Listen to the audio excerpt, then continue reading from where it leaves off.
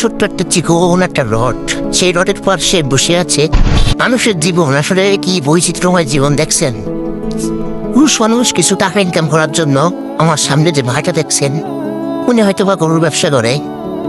দুটো গরু নিয়ে হয়তো যাচ্ছিল 7 মাইল বাজারে, কিন্তু আজকে কেনা হয় নাই। তার মনটাও অনেক খারাপ আমি দেখছি।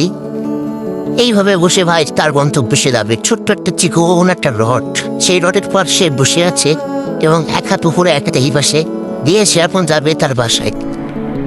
তো পুরুষ মানুষ আসলে কিছু বলার নাই। পুরুষ মানুষের যে ত্যাগ, এটা যদি নারী বুঝতো তাইলে আর পুরুষের প্রতি নারীর কোনো অভিযোগ থাকতো না।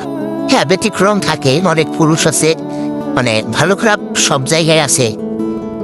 পুরুষের ভিতরে ভালো আছে, খারাপ আছে। কিন্তু এই যে ভাইটা ওইভাবে বসে, সে এখান থেকে 7 মাইল, প্রায় নাভরণ বাজার আমরা এখন প্রায় এখান থেকে প্রায় 15 কিলো, 10-15 কিলো হবে। তো এখনো কিন্তু সে ওইভাবে বসে বসে তার গন্তব্য স্থানে পৌঁছাবে।